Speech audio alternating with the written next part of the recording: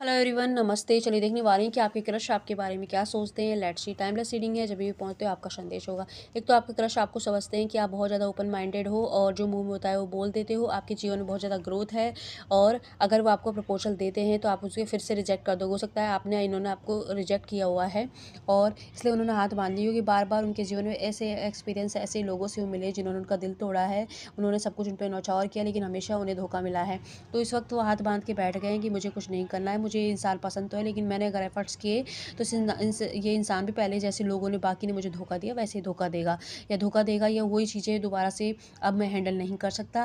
तो इस तरीके की एनर्जी में इसलिए वो थोड़ा सा आपसे है ना कटे कटे से रह रहे हैं। अगर बात करते थे तो कम बात करें, अवॉइड कर रहे हैं थोड़ा सा आपको। तो वो इसलिए इनकी चीज़ें इसलिए चल रही हैं क्योंकि इनको लगता है कि आप बहुत ज़्यादा दिमाग से चलने वाले इंसान हो और आपकी वजह से इनके कैरियर में या हो सकता है कि ऑलरेडी शादीशुदा हो तो ज़िंदगी में भी दिक्कत आ जाएगी।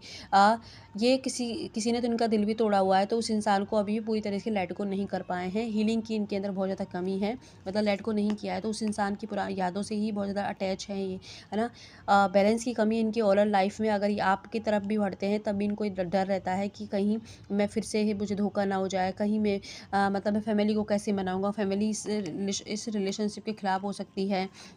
तो इसलिए दूर से बैठ के अगर ये एक्चुअली आपको पसंद भी करते हैं और आपके साथ एक रिलेशनशिप में आना चाहते हैं, लवर्स वाले रिलेशनशिप में आना चाहते हैं, इसलिए आपको मैनिफेस्ट भी कर रहे हैं लेकिन एक्शन लेने से डर रहे हैं क्योंकि पास्ट के एक्सपीरियंस, पास्ट की जो भी सिचुएशंस के जीवन में हुई है उसकी वजह से।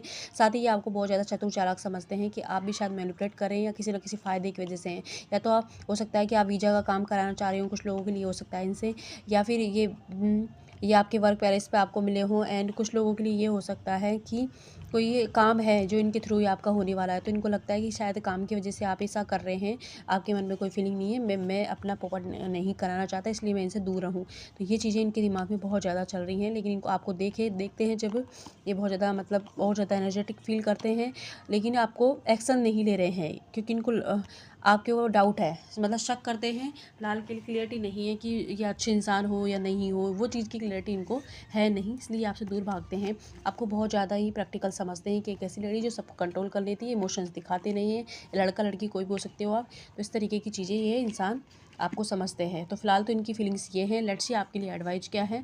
ईश्वर आपसे कह रहे हैं कि जिससे आप मिले हो, ये कुछ लोगों के लिए तो आपके डेस्टिन्ड पार्टनर ही बनेंगे, आगे जाकर रिलेशनशिप में आओगे, शादी होगी। कुछ लोगों के लिए आप ट्विन फ्लेम कनेक्शन हो, इनसे आप पहले भी मिल चुके हो, पास्ट लाइफ रिलेशनशिप है ये।